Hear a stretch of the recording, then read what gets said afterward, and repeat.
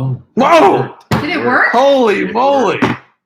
This is actually working. This is unbelievable. All right, so nobody's on now. Take 6.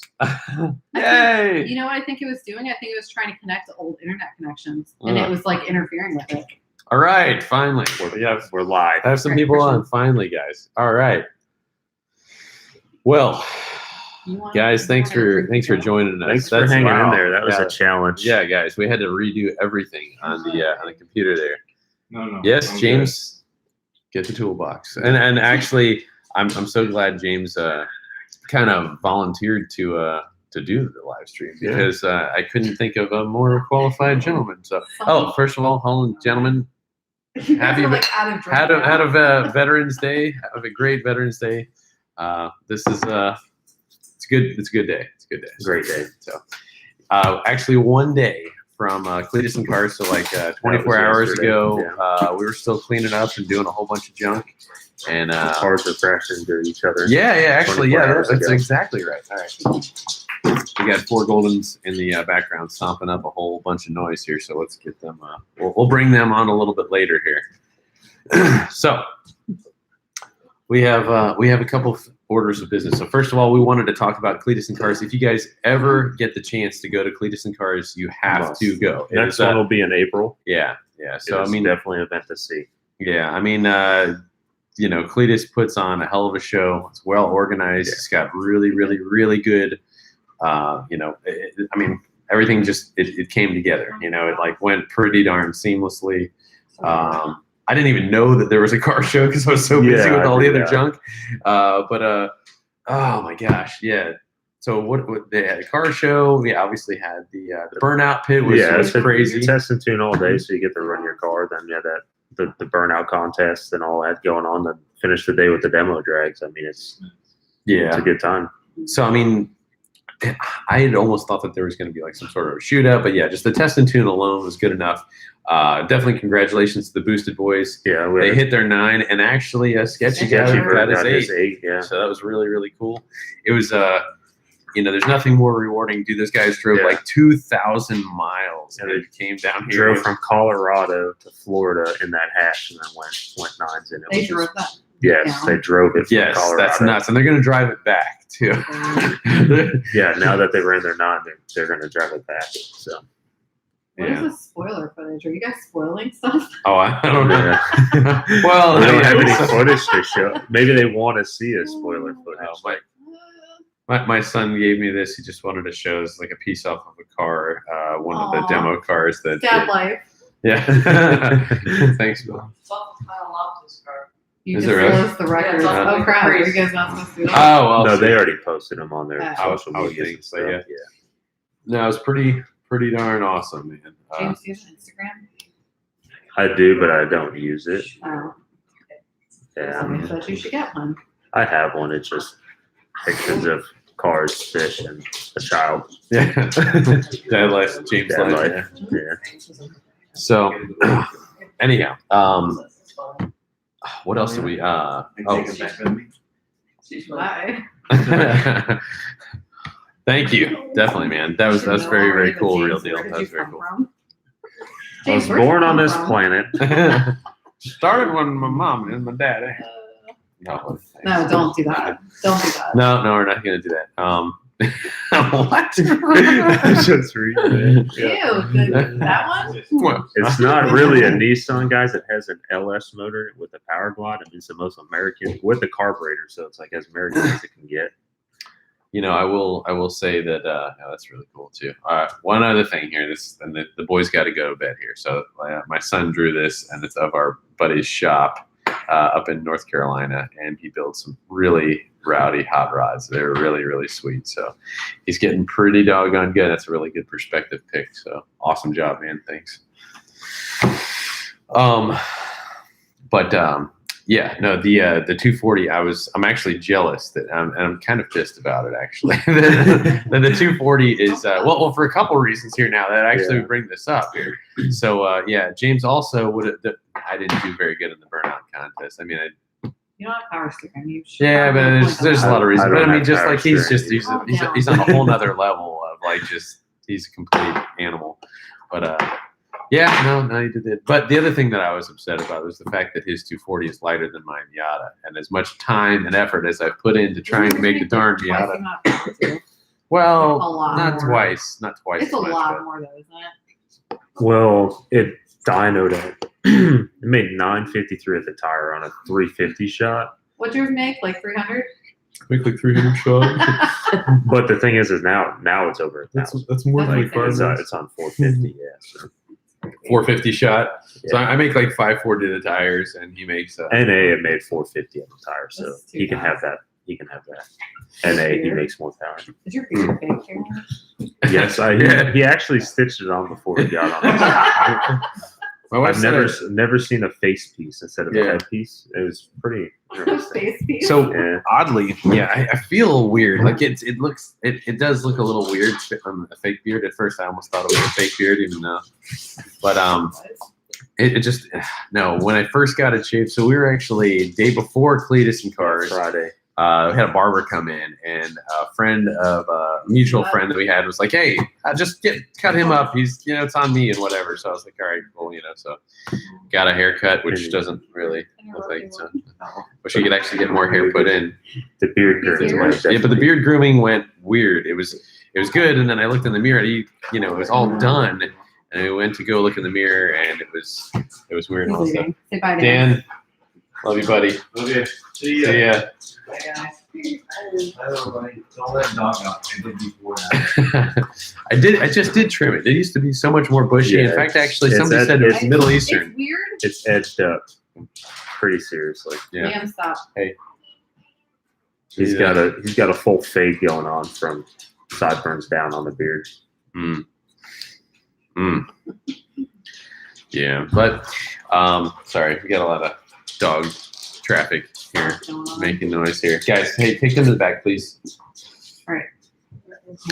So anyhow, we had our debut of our tent at Cletus and Cars. We were really happy to have that. That was kind of a new thing, and it went good. We had excellent turnout. So it was about 3,500 people or something that came out for Cletus and Cars. That was freaking awesome. It just keeps getting bigger every event. Oh yeah, and I mean, there's no reason that can't do more Cletus and Cars in more places with more frequency. Yeah, we had our first one at Houston this year too, and it was a good turnout there as well. We're trying to do it again next year, if not twice out there next year.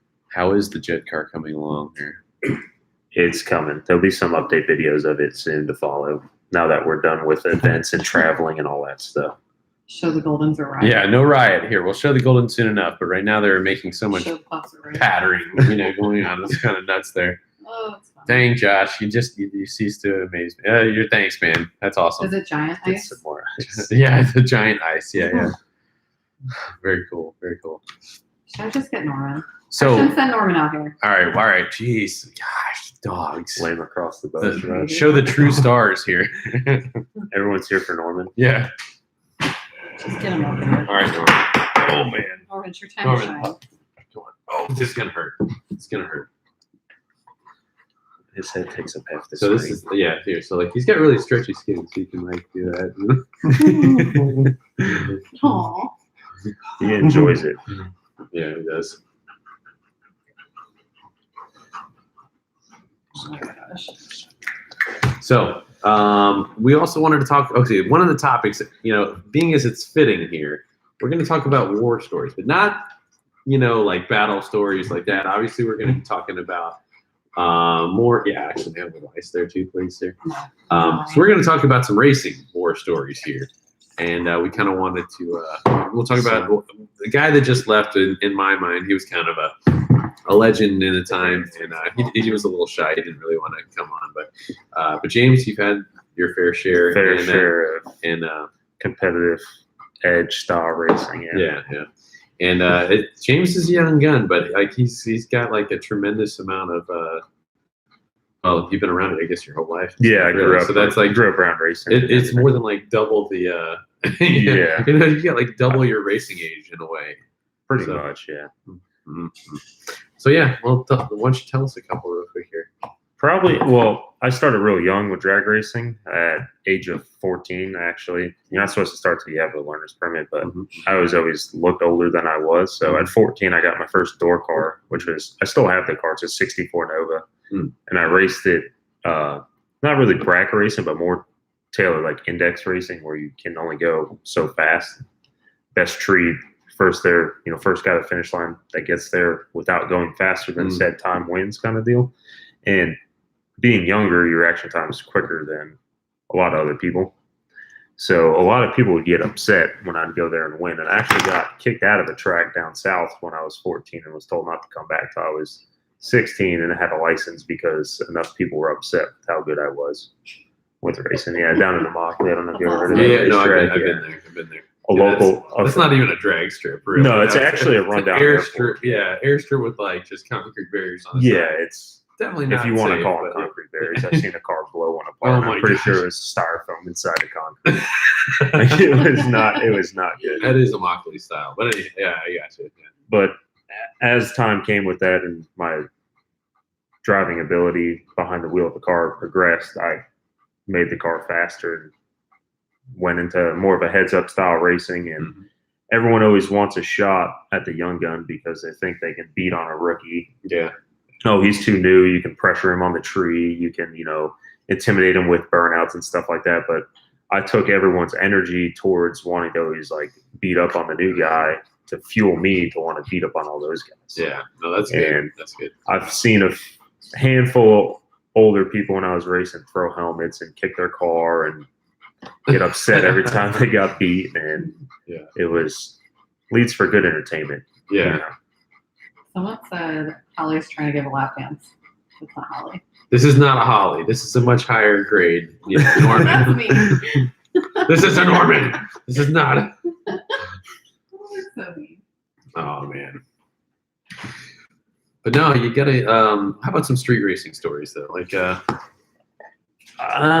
like James my actually was fairly close to me here, so you gotta been racing some guys in like 41 or Candy, something like that. Yeah, I've raced on all the bridges. I actually bought the 240 that you guys see in the videos, and it was an SR20, which is the Japanese motor that comes in those cars, and it's 4-cylinder turbo deal with a 5-speed. And I was never an import guy until I bought that car. My buddy had one, and I was like, did he catch that? He doesn't know if he caught it either. Distracted. All right, now this looks No, weird. I didn't.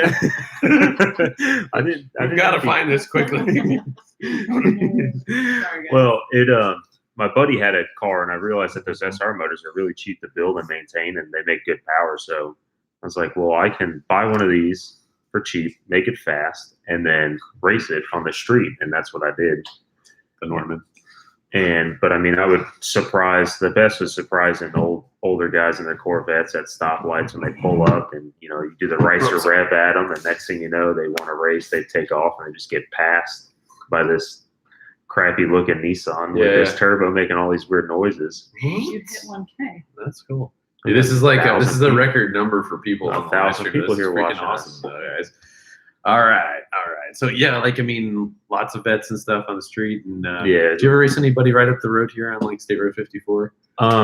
We used to meet up at the old Target right there and run on the expressway a lot. Target 54. Oh, that was good. The one that's closed down now. Yeah, the one that's no longer there. Yeah, that would be awesome to get that building. Garrett was talking about wanting to get a bigger building. Target building. Yeah, we were talking about getting a bigger building. A long story, but yeah, that would be awesome. Imagine being able to do like all indoor stuff, And, it ended up into an indoor go-kart place. Brad will get that. Yeah, no, Brad will get that here in just a second. My wife will remind me on that for sure, though. Definitely want to do some more. All right, but on that same topic, though, we were talking about like, it'd be awesome to have like a drift track inside the indoor course, and they could do have a dyno and all that other junk. There used to be the overhead would be crazy. There used to be a building like that in St. Pete that we used to go to. It was like a strip mall that never got finished. So it was the concrete slab and the uprights with the roof open sided. Dude, that'd be awesome. And we used to go there any time of the day and do reckless stuff. And you have enough property in Georgia to do that. Yeah. By the way, so what you were talking about doing, I really do want to try and make a little dirt track too. By the way, those it was really cool to meet that guy that had the diabetes. I don't want to say foundation, but the organization. Yeah. And his daughter that's into karting and stuff. Yeah. So, I mean, that would be really, really cool to do some stuff with him. All right, Mr. Brad, we're going to get to your question here. All right, so Tahoe swapped with a 5.7 Gen 1 LS. Want to ditch the perimeter rolled heads. Valve covers. What heads can I run? Okay. Gen 1 LS1. All right.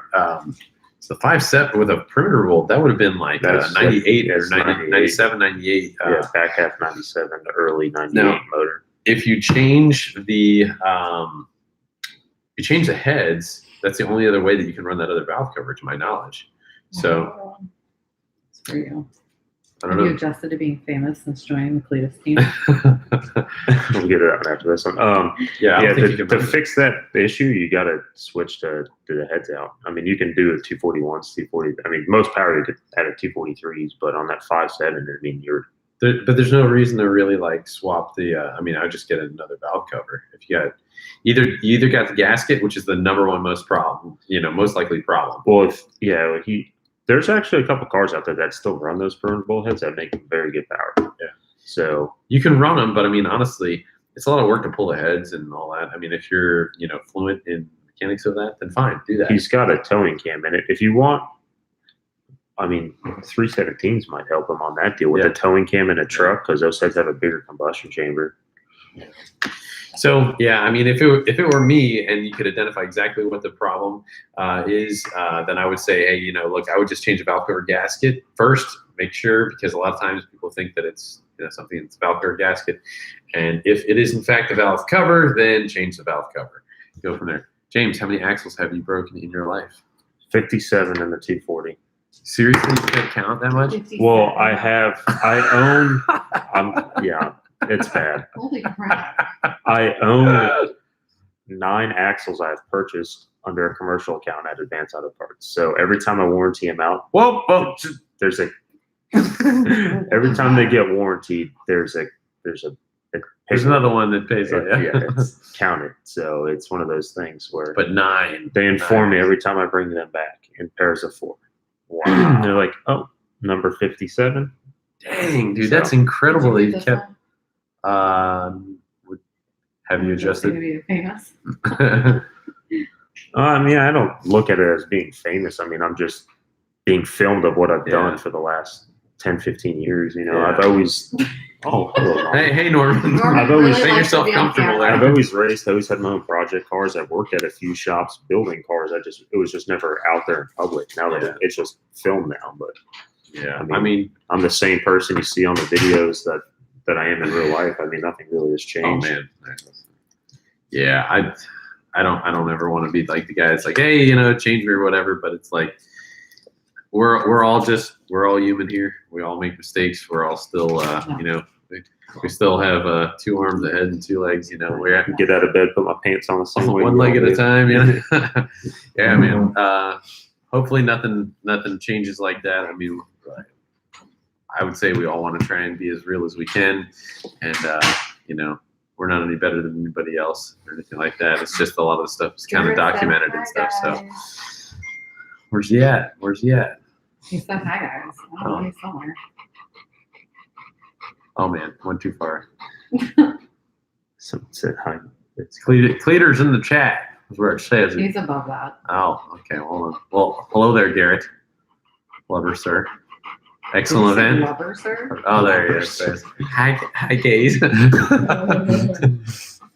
Oh man. Super. So no, had an excellent time at Cletus and Cars. Can't wait for the next one. That was an awesome event. So again, guys, if you ever get a chance to go, you have to make it. Hey, how many people did you see that like?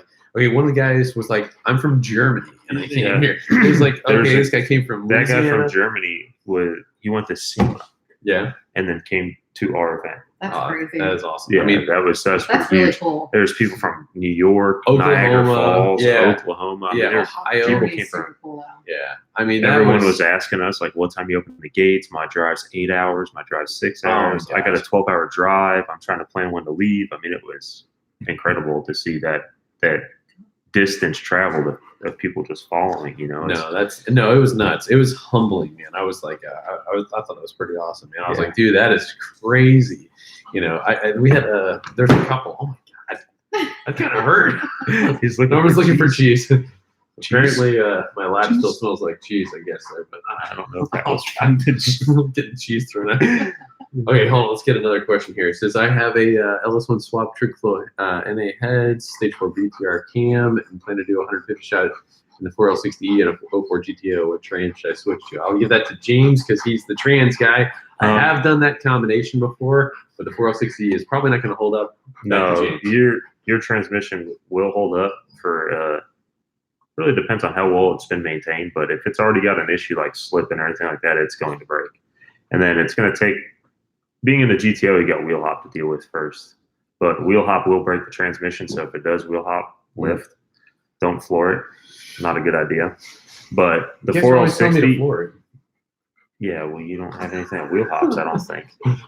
But the only thing you got to upgrade in that transmission to make it hold that kind of power would be that the drum. They blow the drums apart inside of them, and used to not have a cheap fix, but now Sunex makes a bolt together deal that doesn't break, and it's only about $600. So if you want to stay 4L60, I would pull your trans, buy that deal, get some better clutches in it, and rebuild it.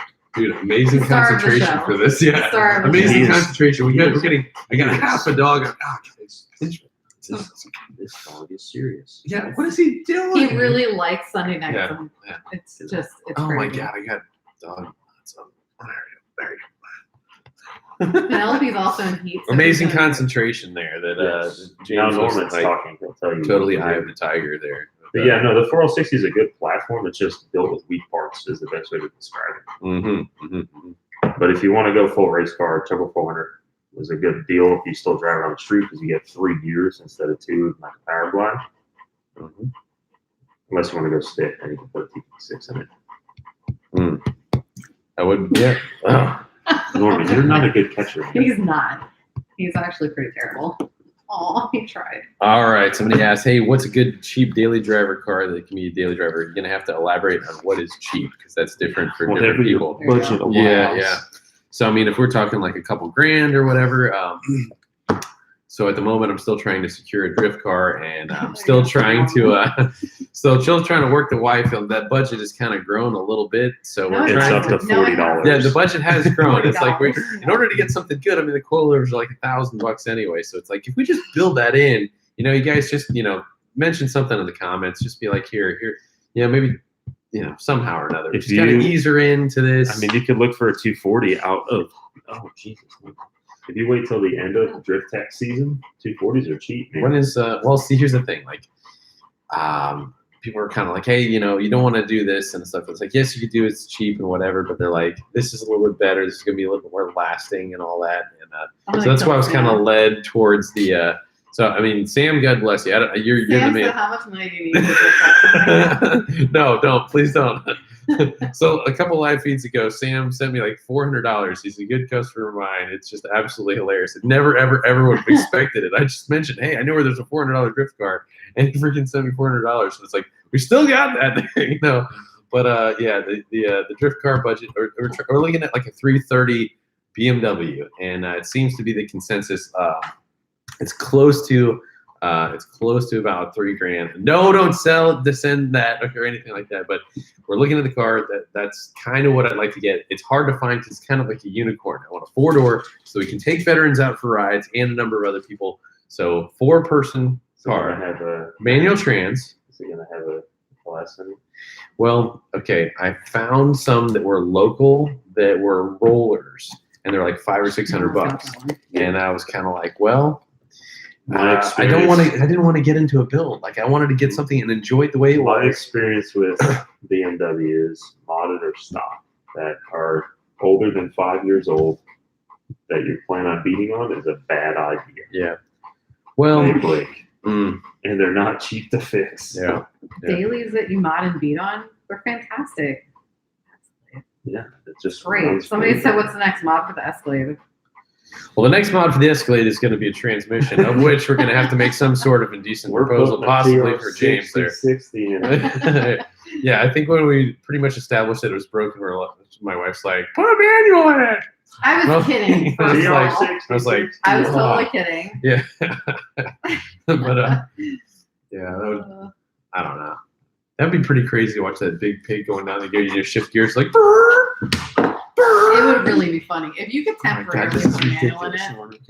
This is ridiculous. Norman. It would be crazy, but I mean, no, that's not that's not what we're gonna try and do. I think we're either gonna have to change the converter on the How are you Escalade. working around that? I know, seriously. He's We're either gonna have to change the converter on the. Can't even see you anymore. James. Oh, look at this! '93 BMW 325i aluminum 5.3 swap coilover energy seat for sale, $3,500. See, it's still not going to meet the budget, even though that's very, You very had a appealing. $400 budget. Well, yeah. Yeah, well, you're almost there. $400 was the start. That was like basically not get in the the car. start. We still have to There was no modify. start. all Well, that the was stuff. a donation. That was no start. So And that then means $400 got you a car, and now it doesn't. So well, no. The thing is you had a $400 budget, but then you got donated $400. So now really, you we have still- you $800. didn't Yeah. have a budget. Well, look, there was no drift car. babe.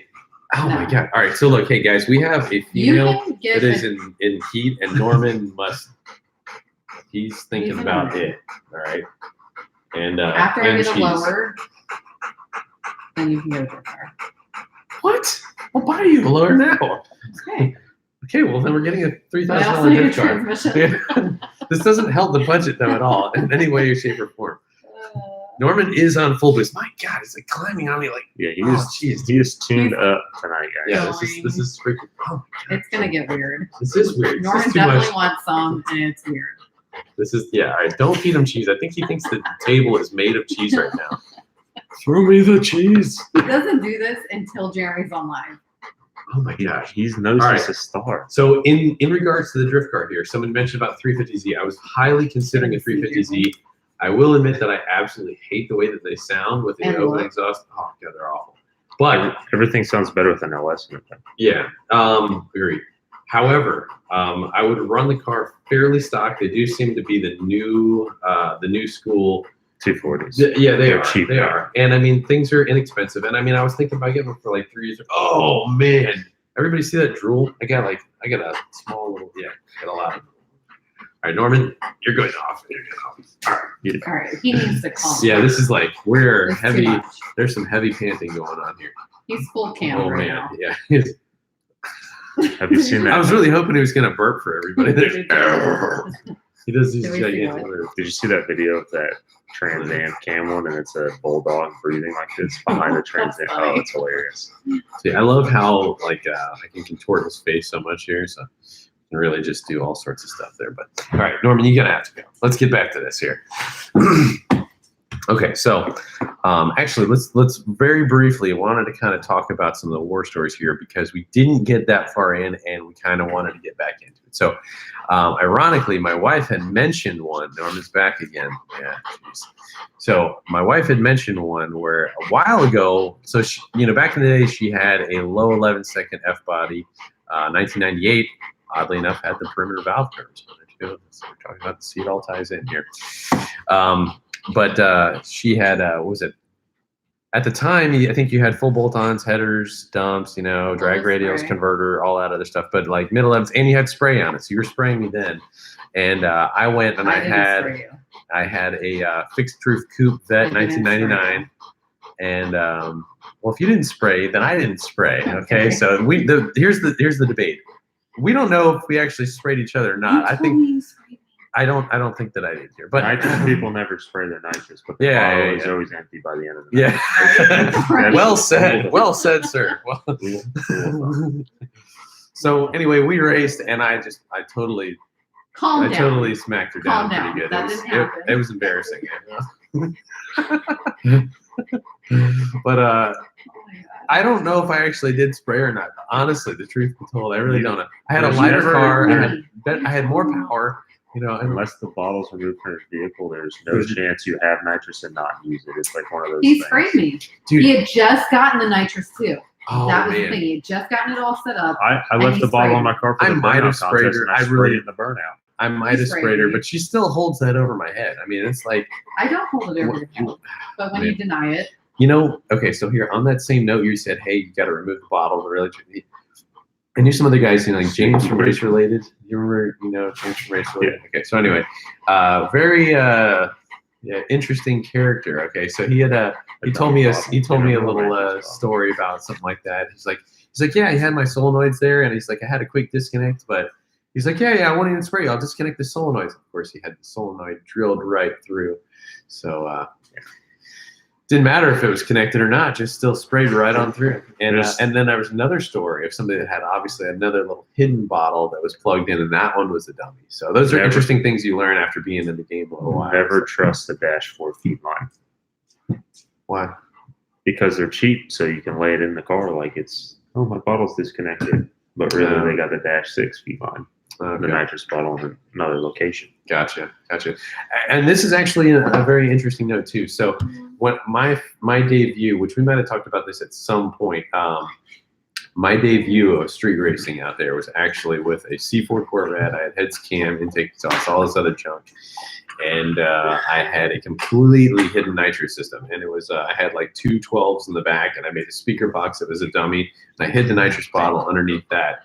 And I had done my stalking. I found out what the guys had raced, and I went and I was like, I called out the top 2 guys out and went, and I fortunately beat them both. It was pretty nuts though. But I let the cat out of the bag pretty quickly. I was just trying to, show them that some little underdog could do something, stuff like that. Sprayed myself with propane. That stuff burns. Someone said the last time they sprayed someone, they had a jellyfish sting. Similar to nitrous. I've been waiting for like 5 minutes to say that. Funny. James, get the toolbox. All right. Hey, so somebody asked, do we port E55 superchargers? We can. I don't think we have done it. We've done some Audi blowers, and we've done some other oddball things, but I don't know. We get all sorts of stuff in that is different and odd, and we can port all sorts of stuff and whatnot. My voice is raw today from screaming at the burnout contest, dude. I was like, last night I was like trying not to talk about about 24 hours ago. I was like, save my voice. I need it for tomorrow. Yeah, I was like, I've been a little sick, and then on top of that, I mean, it's just like talking to people all day long, and then trying to get loud and yell at people like, James, I was like yelling at you to get the ice and somewhere. I was just, oh man, it was a mess. So a lot of people want to know more of your background, James. I just tell them about the train stuff. Well, it all started as a young Well, my dad owned. He actually just sold the business, but he owned a very successful transmission shop that local to the area for the last 26 years. So I grew up going to school, coming home from school, going to the shop, doing my homework, and just finding something to take apart and put together. So, I mean, I'm talking 5, 6 years old. Once I got a little older, he put me to work there. Not child labor laws, but I was willing to work, wanting to know how to have, because I always was curious on how things worked. Like if it moved, I wanted to know how it moved, kind of thing. So started doing brake jobs and oil changes, and just evolved into this knowledge of becoming like very mechanically inclined, and always wanted to race, always wanted to have race cars and stuff like that. So I was fortunate enough to have, my dad had the Nova that I have now. So I raced it for him once it became old enough and could drive it, and then it evolved into me buying it from him and making it faster. And then doing the general mechanic stuff wasn't really what I wanted to do. I always wanted to build cars, so figured I'd leave working there and go work at a shop close by building like pro touring style cars and like SEMA style cars, which was fun, but really wasn't for me because it was like too fancy almost to say. It was like everything's all shiny and billet, and which was fun, but not really what I wanted to do. Not that kind of down and dirty, but I like more horsepower per se than like fancy paint jobs. I mean, as you can tell, my car is plastic up with spray cans. So I left there and actually was working for my dad again. And then that's when I met Garrett, and he was looking for something. I was like, this will be perfect. Just these crazy builds and how to build them. But I've always done all the work for my own cars myself, because I can't justify paying somebody X amount of dollars for something I knew I could do myself. So Also, well said. Yes. Yeah, so Yeah. I always did whatever research I had to do, even if it involved building something that failed in order to find its weak point to rebuild it better. I always done that. Jeez. He's I going love for that the you guys are train. Dude, just okay with this. This is nuts. Oh my god. It's like, oh, all right, I'm uncomfortable now. It just fell through the seat. That's pretty much like the background of where it came from. I mean, I just always wanted to fix everything.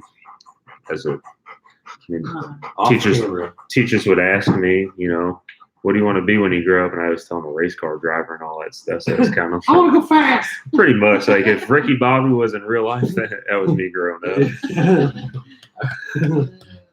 Never really did too good in school besides math because I knew that was the only thing I needed. And then shop class, of course. All right, we're gonna just chill. That's the year. Stepping on the boys there. Oh man. Holy moly here.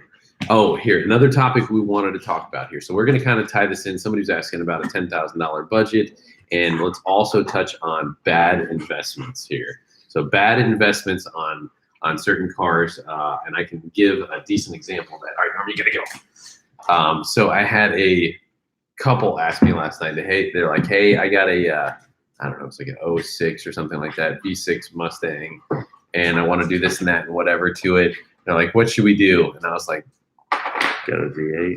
Don't. It's just like, maybe do intake and exhaust, and then that's it. And I was like, don't do anything else to it. Don't spend the money or anything like that. The only time modding a vehicle isn't a loss is if you plan on keeping that vehicle.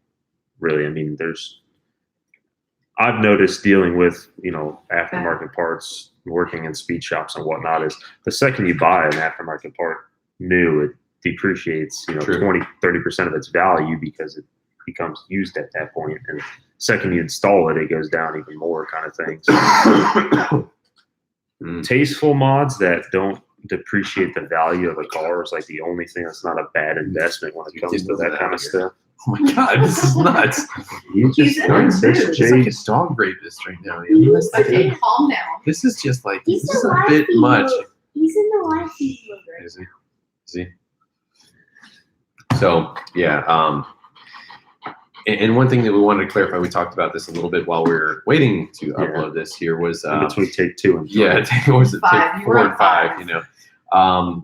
Is that when you guys sink a ton of money in cars, it is you really should count that as loss. Don't count it as an investment. And I mean, I think that it needs to be said, because I see, and again, this is like kind of what drives me in a lot of ways for the veterans and the service people and all that, is that I see a lot of guys building this stuff and they've really kind of pissed away a lot of money on bad things, and I'm like, or they've been hosed. That'd do it's a lot of research before you go into modding your car. Figure out if that's really what you want to go and how far you want to go, and then research the parts you want to buy and make sure you're not spending extra money for a product that isn't really what you're looking for. And people that have done it already. Yeah, I mean, like when we were talking with a friend of ours, I mean, he'd gone through a divorce, and then he had went through health problems, and then he'd kind of blown a very large amount of money on that build, and it was not everything. It was like built to train. He did crazy differential, basically built motor and crazy nitro system, and I mean, it was it was a lot of money. I mean, he probably blew through about 50 grand, and then in the end, and that didn't include the car or anything like that, but by the grace of God, he got 25 grand for the car, which is an extraordinary amount of money at the time for the car. So, no, I mean, I definitely lost a lot of money on cars that we've modded. And in fact, we were also just, saying that, hey, if you're going to take a new car or even modify all this car, I mean, we found it's best to demod the car before we sold the car back. Just take what you get. Yeah, I mean, and then you could sell the parts off. There's always a market for used aftermarket parts. Everyone tries to say, ATSV. Yeah. So we had the fastest ATSV in the world, and the record just got beaten by 0.001. 3 years. Yeah, 3-year record, and they did it with an automatic, boo, and then they did it with in better weather, boo. So I'm surprised. I mean, that you usually chase the weather for your records.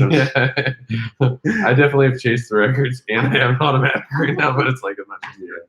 But anyhow, That took a long time. the ATSV record that we had, we tried to sell the car with full mods. Nobody really wanted to pony up the money. Pony the money? Did I just say Pony that? the money. It's all about But we wanted to pony. pony the money. Here, I think when I make a faux pas, I think I should drink just to see if it makes it any better. So we demodded the car, sold the parts, and then, you know, I guess we got as much money as we could out of the car. I've done that with a number of cars that I've had. It does seem to work out good for us. We're in a different position because we can demod it all within the house, save some money, whatever. Yeah. For the average Joe, that might not be as much of a thing. But Yeah, still, if you're mechanically inclined, it's different. But when you're having to pay someone to demod a car, it's kind of like yeah. The shop usually ends up with the parts, or we'll trade you the parts for the mods, you know. So, yeah. and that's kind of the way it works sometimes. But just guys, be really, really careful with what you select. So somebody had asked, we'll touch on that question though. $10,000 budget. What would you want to make as a drag car? That And I mean, include I the think car? you're going to have, yeah. And I mean, we do need to be specific on does that include the car or not.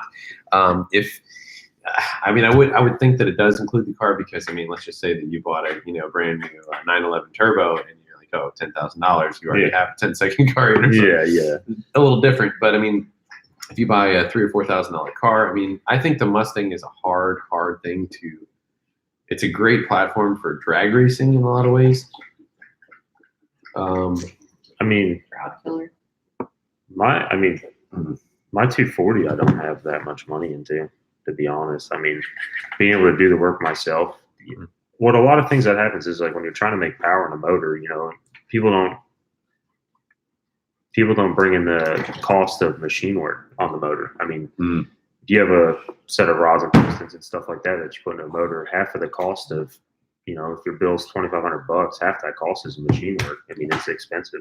You don't understand how much of a budget that really eats up. So if you're looking for something to just do bolt-ons on, starting with a car that comes with a solid motor in it already that can do the bolt-ons for under 10 grand, an F body is a really good platform. You can find one for $4 grand and mod it for the other 6. They really cost $4 grand still. Yeah. I mean, if you came across like an 02 F body and it was decent, you had Yeah, all the 99 to 02 with a roof, no T-tops. I need to too. and then you were like, hey, I'm gonna Same thing. Ostium. Cool, man. Thanks, dude. That's awesome. If you were gonna take that and you could do nitrous, converter, gear, exhaust, and probably a cam, you could get probably a 1080 out of the car, I would think. Maybe even a 1060 out of the car. That's not bad. You'd get a mid-test second car with an auto with a converter. Under 10 grand. Yeah. I mean, if you budget it. Is this buying new parts or buying new parts? I mean, heck, if you bought a lot of used okay, so parts hold for on. This guy cars. said $10,000 budget, 240 with an L32 swap. L32 swap. Yeah. I don't even know what an L32 is. Sorry. The crazy thing is transmissions are expensive. So I could duplicate my chassis and motor for what I have in my transmission. 3.8 liter V6 supercharged. That's a weird swap. I took the blowers that come on those 3.8s. I've actually put one on a KA and a 240 before. It was pretty Frankenstein. That is pretty It nuts. stuck out of the hood. It was like M92 blowers. Oh, Can you see any of those? no. Let me see. I'm missing a bunch of stuff. 97 Dodge. Can you tune it with twin turbo poly? I guess I could. Yeah, I guess I could.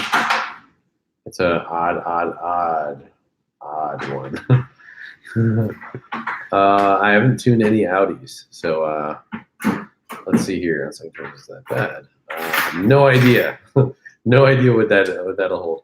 All right, so next one. Somebody had asked a 2015 Camaro. Darn it, I keep going way too far past, and it goes way too far up. All right, 2015 SS Camaro build. Best bang for the buck. You still have to elaborate, give me a budget, and I can try and help you out with that. 2JZ Fox. That sounds like a sacrilegious but interesting swap. In fact, actually, a couple of years ago, we'd seen the C3 Corvette with the 2J in it. Yeah. I was like stabbed in the heart, but like you were like, what? That's pretty cool, actually. Yeah, You know? 2Js are good platforms, but they're just the cost for parts of them that you need, especially when you're doing a swap. I mean, standalone computer, I mean, a third of the budget will get eaten up by harness injectors and the standalone ECU to run it when you're putting in a car that doesn't come with it. So to answer the 2015 Camaro SS build, if you go full bolt-ons with that and nitrous, that's a lot of fun. James is nitrous junkie of the worst flavor, and you know, I've definitely been there. And I mean, I've kind of gotten away from nitrous in my old age here, but You're old. I love nitrous. I actually like to put nitrous back on something, you know. But Caprice, it'll go 9s. or I could just maybe have you build a Just tranny, like and then we could do it. It's got it in it. It's like that nitrous doesn't meet the budget, so it's not in the budget. I sound like Dave Ramsey. It's not in the budget. Yeah, It's not in the I budget. mean, nitrous is cheap, man. Nitrous is the cheapest power that you're going to gain. It is, absolutely, no questions. There's like, it's unbeatable. Back on that car that I had sprayed her with. Okay, so she's gone. Oh, dang it, she's in there still. All right, I was going to be able to, you know. All right, so I had a 3-stage dry nitrous kit on it, which was absolutely sick at the time. This is like before progressive kits were really prominent and you could just buy them. So it's like, you want a progressive control, it's like $500, you know. So nitrous kit, $300. You just stack them like I mean, so I had a friend and he helped me engineer like how the wiring would work. It's like you power up this solenoid with this one. This one's the mother solenoid. This one's going to power up these solenoids. So you had basically 4 chain switches. reaction. Yeah, so I had one switch, which is the master. Or actually, I think I just had stage 1 was the master. So it was like, 3 switches, I think is what it was. And so stage 1 was the master, stage 2, and then stage 3. And I had the window switch, and then I had 2. So the window switch was the master on and off, and then you had RPM switches. Yeah. So instead of actually putting the pills in the window switch, you had the little box. So one mother, and then you had 2 little like babies, and then and so you had a dial on it, and so you could control the thing and go back and forth. And so I had it come on at 3,500 RPM, 4,500 RPM, and 5,500 RPM.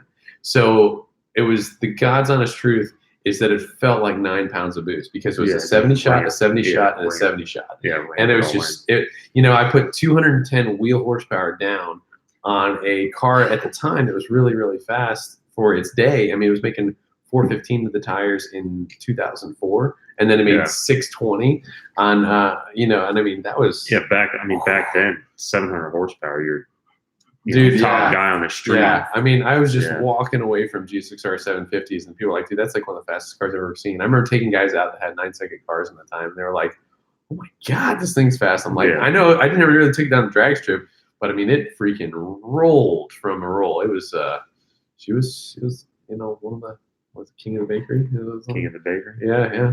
It was up there. Roll racer. Yeah, it was. James, how much harder is it to work on Neighbor's Ford engine than an LS? 10 out of 10. Do not recommend. 9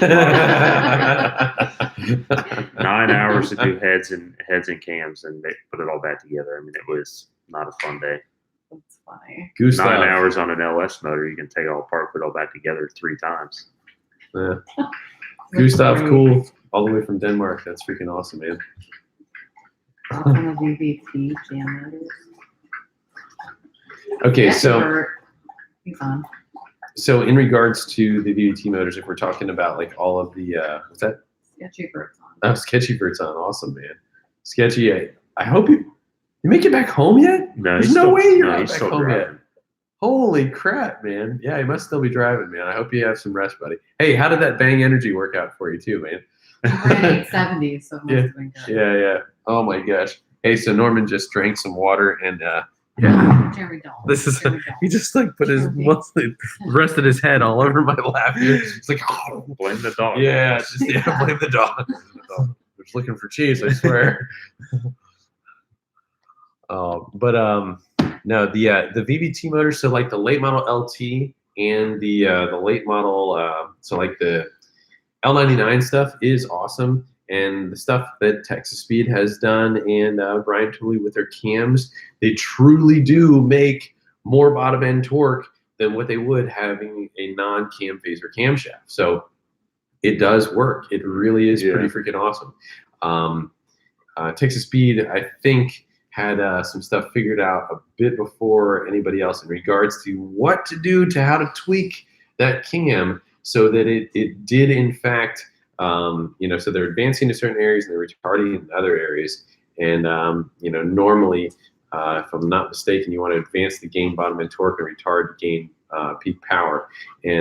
But it was freaking awesome. I remember one of the first ones that I had done, and I was talking with Texas Speed. They're like, here, use these values. And so I used the values, and then instantly the power changed. It did what it was supposed to do. And I was like, that worked. That was really, really cool. I think we picked up 15 or 25 pound-feet of torque down low. So the curve actually had a little bit more of a hump earlier on and then held it longer. So I was like, that's pretty awesome. So the stuff of which the new LTs, they make outstanding power. And in fact,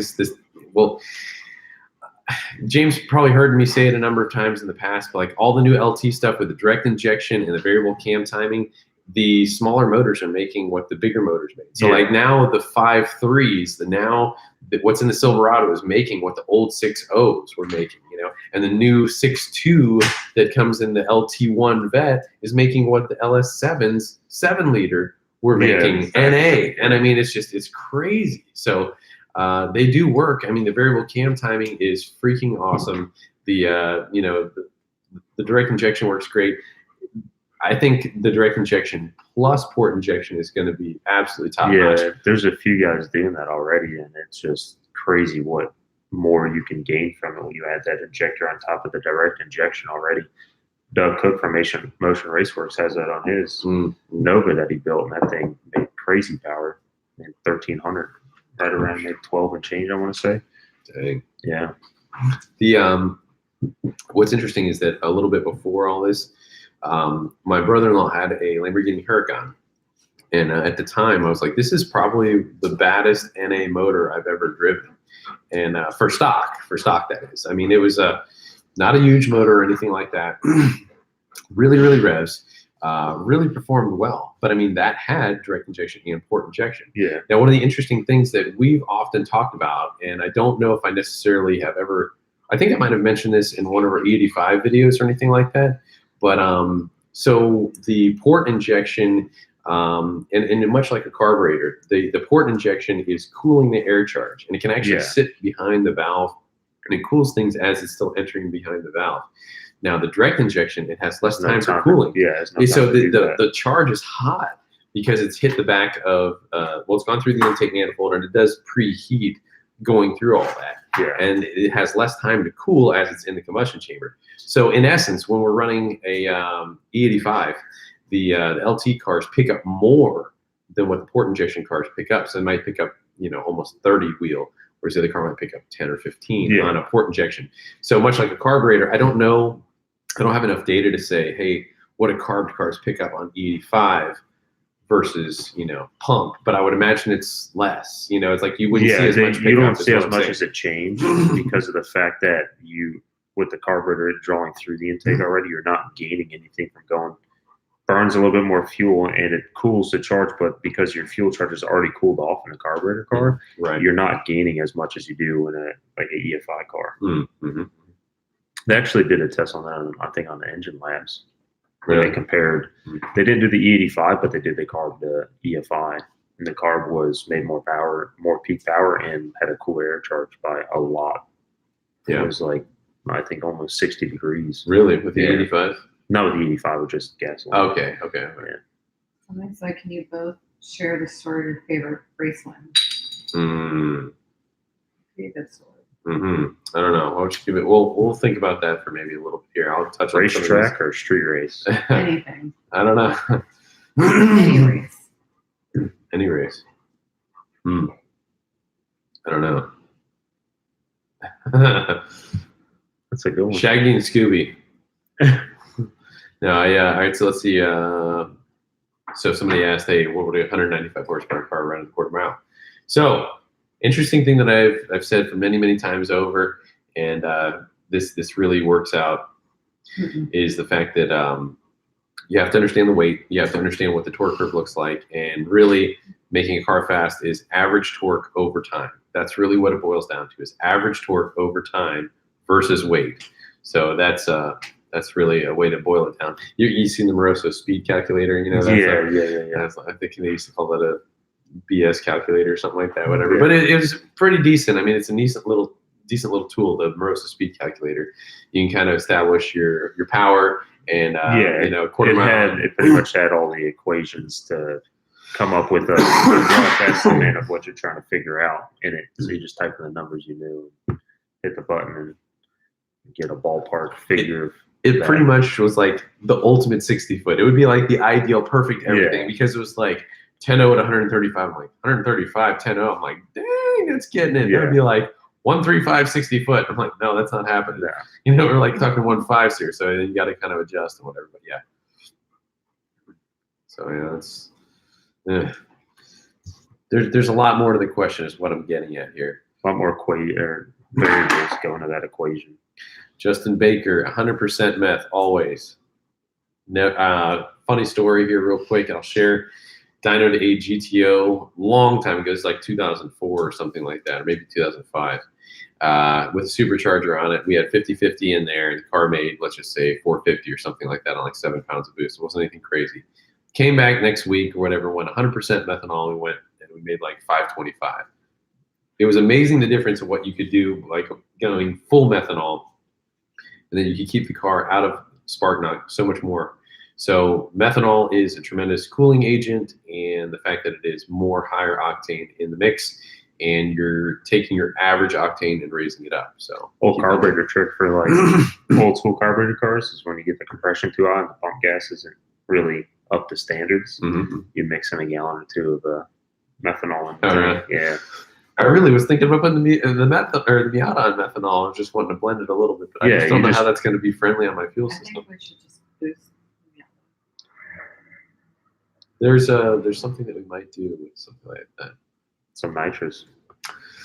Can't reveal it yet, but we will talk about something later, though. We'll talk about something later. I'm not going to say it yet. We're going to have to really make some more development on it before we get there yet. But Nitrous. Nitrous. No, I really agree with nitrous on that. Nitrous on the Miata would be absolutely freaking retarded fast. Like it would just be like yeah. It's a bit much as is. But yes, we could do a progressive that would make it possibly work. So tacos or burritos? What do you say? Burritos. Is it a wet burrito? Do they do wet burritos where you're at? I'd say tacos. Jeremy. Tacos, really? That's like so unsatisfying. I don't know how you could say that. Usually when you order tacos, Is you it a get 3 of burrito? them. Is it the taco? You get a I burrito. feel like you just anywhere I eat go just gets one. me 3 tacos. Maybe I'm just a weird one, but Or is it like a I don't know. chalupa with a burrito wrapped inside the This is taco? too That's much. kind of this is too That's much. going in depth. That's like a tuner mindset right there. I think. yeah, mod everything. So yeah, A lot of tacos. we need to post that Instagram where I had the Bang energy and I was pouring in the No, fiber energy. That's a heart attack in a can. No, it's not. Okay, Yes, the it point is. was modify Heart everything. disease. That was it. It was modify everything. Heart Okay, disease. don't be just satisfied with your 5-hour energy or your Bang energy. Stop. You do some Don't creative things with encourage this that 5-hour stuff, energy. No, it Jeremy. was. I'm not trying to kill anybody. Literally 5-hour energy and a Bang energy drink. That's not healthy. This is not There's healthy. there's Bang Energies, man. That the company that makes them made those Redline energies. mean That meth. were, it is redline. Yeah. they were banned. They banned those for a Nice, while. Jeremy. That's nice. Nice. You're not making a Oh good my sale God. here, James. I'm a Red Bull kind of James person. isn't helping. Occasional Red Bull guy, yeah. One Okay. a day. Totally, yeah. Keeps, One a day? Keeps the doctor Oh my away. gosh, you One had day one Red when you Bull, were that's rolling in here. Yeah, I was gonna say one of a day. What kind of direct port info would you like there, sir? Who was it? Mazin? Somebody said that those bangs are what happened to your beard. Yeah, it was a lot more gray the other day. They cut all the gray. Did you ask him to cut the gray out? This guy, can you push a 351 push motor as hard as an LS? In what aspect? Because As far as like making 800 wheel on stock bottom end. yes, the LS, the world. I don't. Yeah, thank you. Yeah, I mean, yes. Oh my When, God. Did you read that? Yeah, yeah. Sandra in America? Oh my gosh. When are you gonna Velcro the Dunkin' Donuts box to the back window shelf? I don't want to. I really I like know. the fact that It's it hits like a people. rite of Honestly, passage. yeah, you have to get hit Have by to the get Dunkin' hit. Donuts It box. actually has a waiver you sign. In case of head injury with Yeah. the empty You donut get it. Donut suit. You get a paper cut on your ear from the donut box. box. Jeremy Oh is my not God. liable. Why was the Miata sparking during burnout? Okay, good question here. Yeah, I was told about that last. Yeah, it was a little weird. Okay. So the front balancer. So we're talking about Cletus and cars here, and I did a burnout competition deal, and I was just being silly. I wasn't, but the balancer it's still on. It's still tight, but the sway bar is about yay far away. Yeah. Now, Something was flexing. yeah, something was flexing because the sway bar actually made contact with the balancer, and then there was a spot that looked like you had taken an angle grinder and grinded it right on there. But yeah, so the sway bar was what was getting ground I on. wonder if it was a sway bar flexing into the balancer, or if your motor balancer gets shot. If the Yeah. motor was rocking. It's got some really, really tight polyurethane, but One of the other. Liam distracted me. Yeah, Liam was just showing off. It's like showing off the Ford emblem. Emblem restorations by Liam. Yeah. For sale, by the way. Creeper for the win. Like, Oh my gosh, that's really creepy. creepiest entry ever. Did you push him back out? I did. Oh my god. Oh my gosh. Hey, look, it's the girl with the diabetes says charity there. That's awesome. She said hi. Liam says hi to her daughter. Liam says hi too. To your daughter. That's awesome. Liam doesn't want to be alive anymore. Yeah. He was still like he had to Liam take a is- shower this morning from getting knocked over by the German Shepherd like 3 or 4 times last Yeah, night. he So, got pummeled by this trip. yeah. You guys are welcome. I had so much fun at Cletus and Cars. We signed a ton of stuff: hats, shirts, bumpers. What? There's some Hoods. crazy. Wait. Yeah, hoods. Yeah, I think Cooper's This car was new- raped yeah, and pillaged The from. new thing started where people just like pillaged the red colors for parts for wall art. Everyone signs them. It's pretty cool though. How's the baby? She is great. She's 3 months old, and Very she cute. something's new every day with her. Yeah, Wait till they start crawling. Very and, like, cute. Walking Well, is so fast. I told her at the track that I told Sketchy Bird at the track, give her 6 months and she'll teach him how to pet things. Oh, ouch! Oh, jeez. That's So neat. she had the cutest set of earmuffs at the track that you've ever seen. Here's she. That was yours. That was your babesies. At Lisa's. Yeah. All right, so let's see here. Oh, we had a couple of other things. Okay, so look, God, we got to talk about the Caprice here. This was a really painful thing. So I thought yesterday at Cletus and Cars we had the problem licked with the Caprice. So we've made up until yesterday. So I've had 1, 2, 3, 4 passes total in the car, and the thing went 10:29 first pass. 10 like 16 10 17 and then I went back to the track and went to Mason Dixon. The car went 10 12 and then we couldn't get it back on the track, so took some guys out for a ride yesterday, took all the torque management off, pulled out all the stops. I'm like, this is something that I never have this kind of problem. And I'm getting these comments, and people are like, "Oh, you just can't tune the tranny," I'm like, dude, Yeah. oh God, it's embarrassing. But I'm showing you guys the God's honest truth. Like, it's embarrassing the fact of all the problems that I'm going through, but it's like I truly believe that there's a problem with the tranny. So this story all ties in here. But the fact is that from the get-go, I think I had something wrong with the tranny. Never really had it totally shift right, and so on and so forth. And we've done many a 9-second CTSV, and I never have a tranny problem or anything like that. But anyhow, so yesterday I took some guys out for a ride. First thing in the morning, as we're loading up stuff, we're getting ready to go down to Cletus and Cars. We had 3 other guys in the car, and we got all the shifts. We did multiple shifts. It was shifting at like 0.12 of a second. Wicked fast. Yeah. It should have, would have, could have done it. I thought it was going to do it. Went out. We actually waited for 40 minutes for ice. Had so many other things going on. I got they're closing the test and tune lanes because getting ready to do the demo drags, and I finally got a chance to run the Snuck car them in there, after but the I sun made went down. one pass. Yeah, I Does the got weight of snuck the car in. matter? What's that? Does the weight of the car matter with the way it shifts or no? No. So anyhow, we took it out on the track, did a, everything seemed to be going all right, made the pass, and the 2-3 shift was freaking garbage again. It's like, everybody's like, is that a manual in it? Yeah, Because it looks like sounded the like 1-2 a manual is good, shift. but the 2-3 is like, what?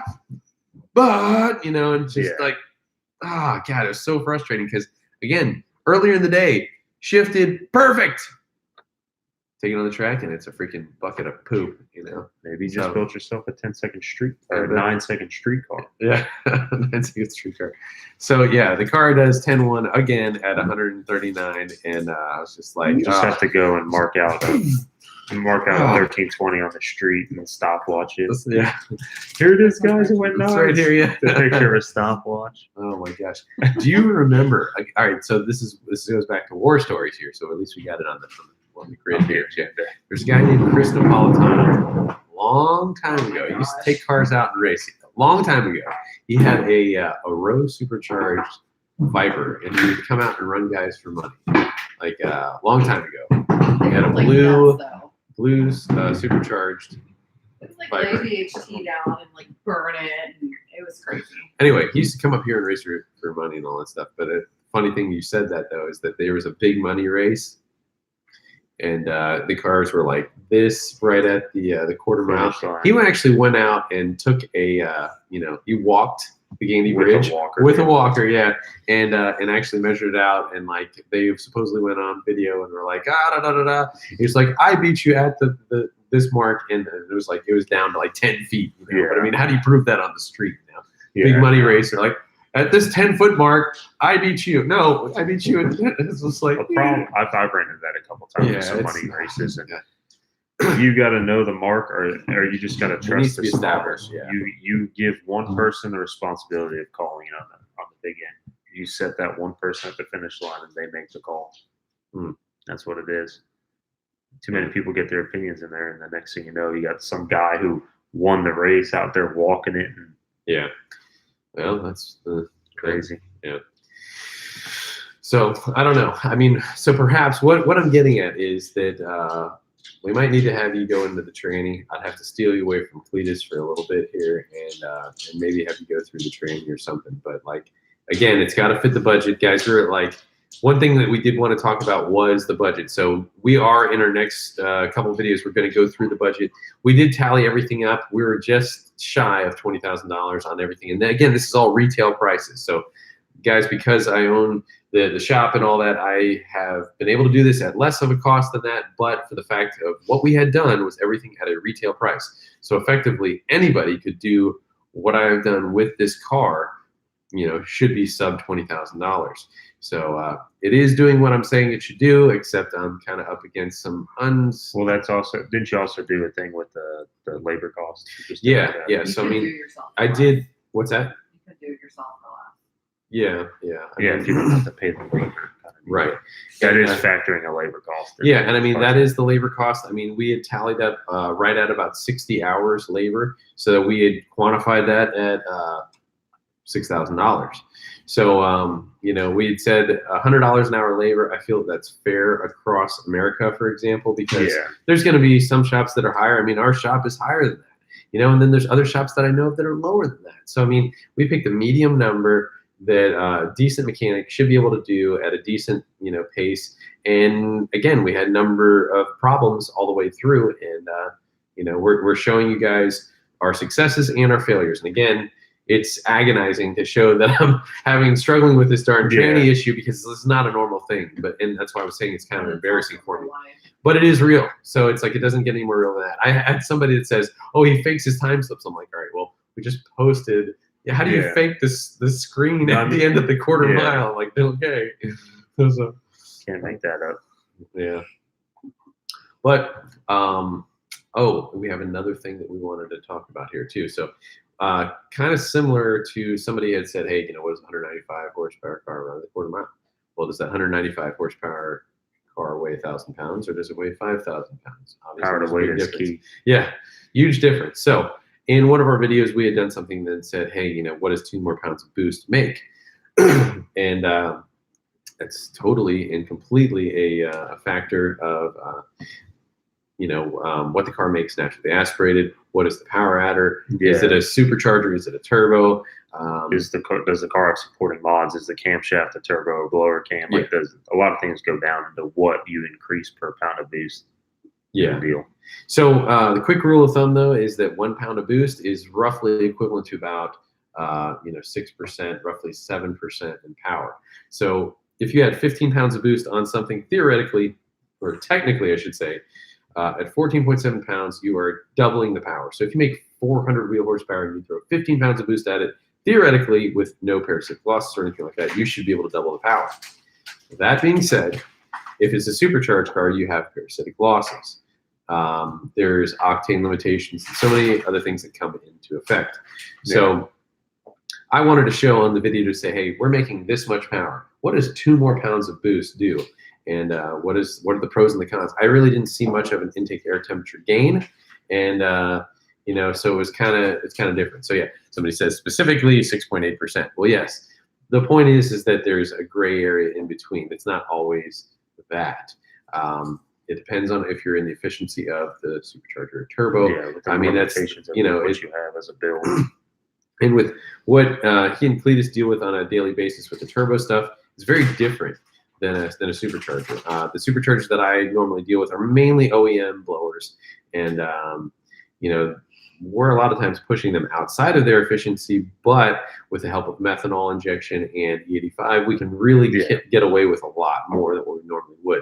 So my side of the business is mainly street car stuff, and again, we are different. We are separate, but so we do our own, street car business stuff, and these guys have so much fun racing. So it's like I'm trying to get into the racing more. I'm so jealous, So, with the turbo stuff, 3 pounds of boost, I think on Leroy in some areas is well over 100 horsepower.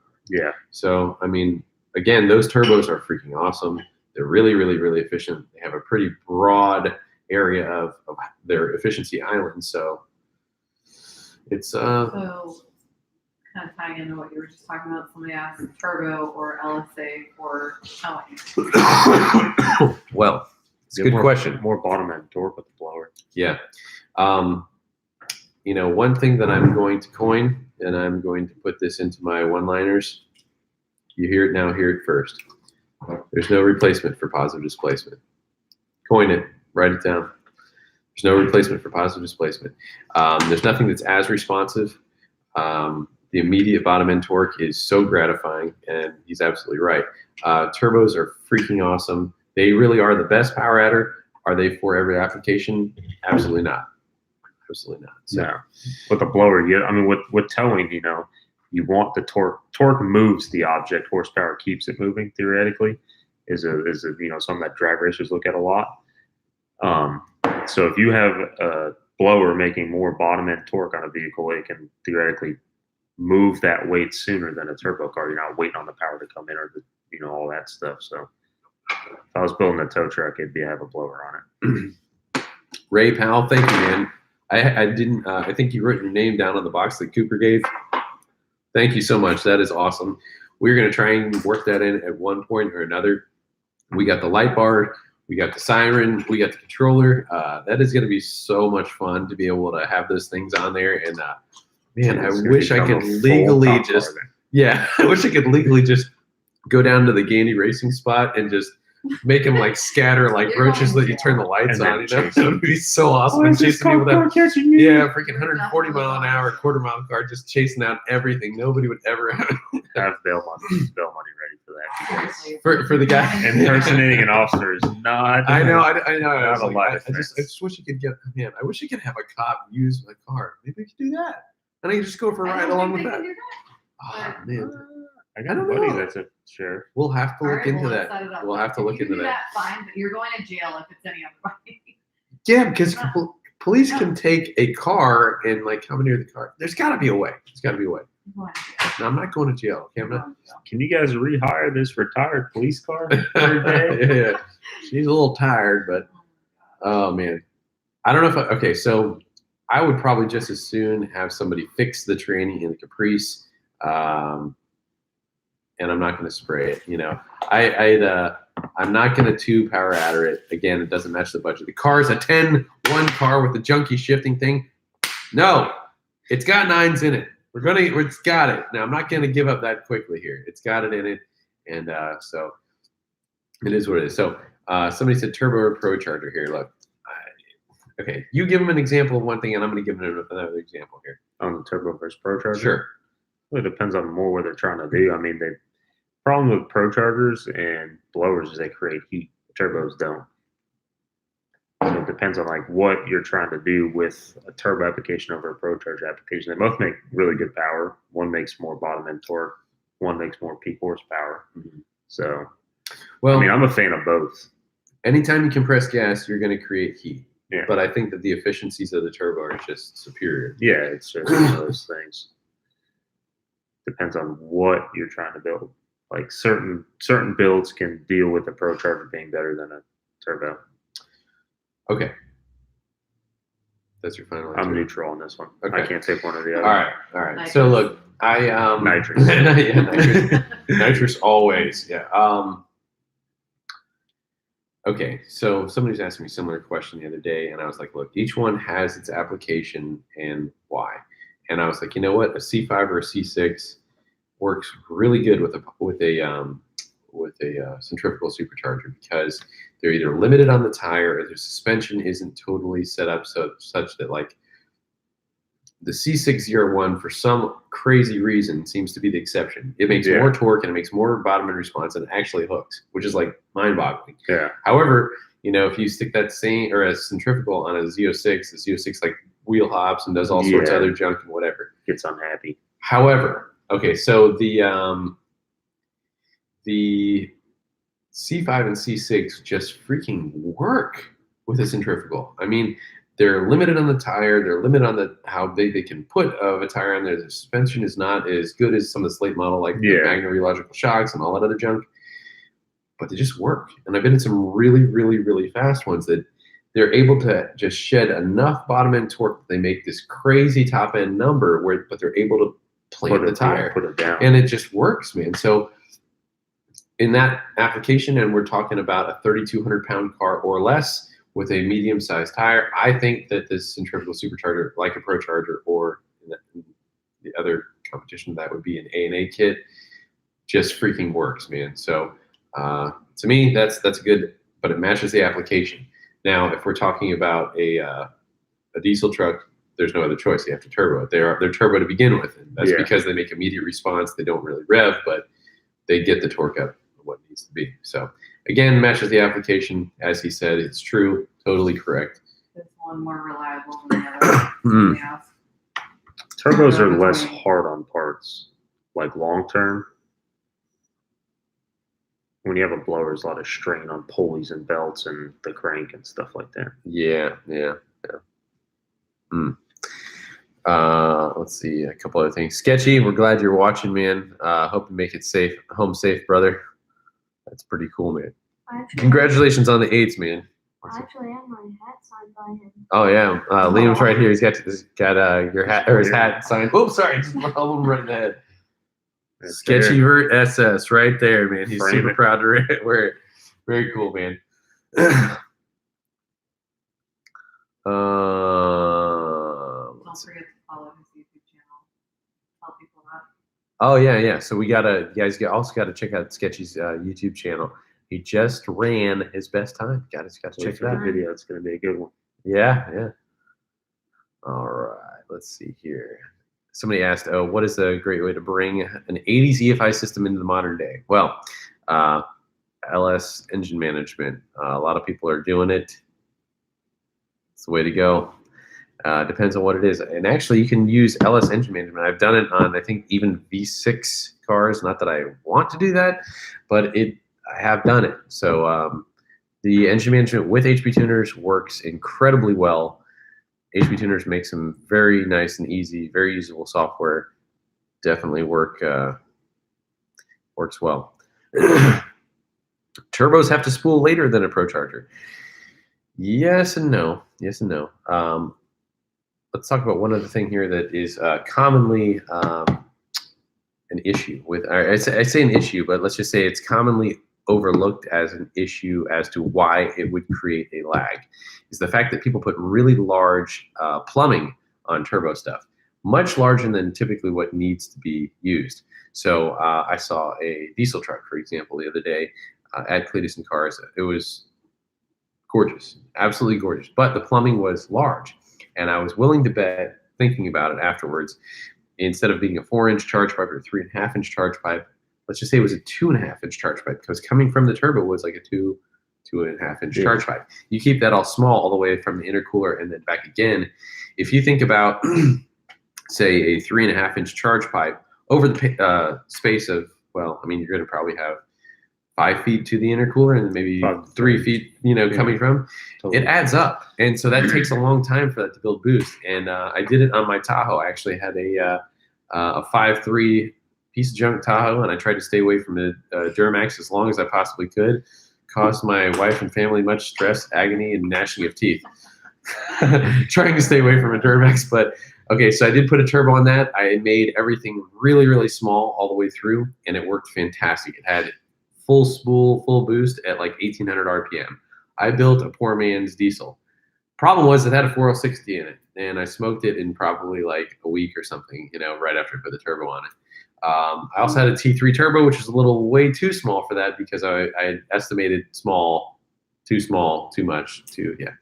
So I was right on everything except the back housing of the turbo. But we do have a Duramax now, yes. And guys, I will do a video on the Duramax at some point.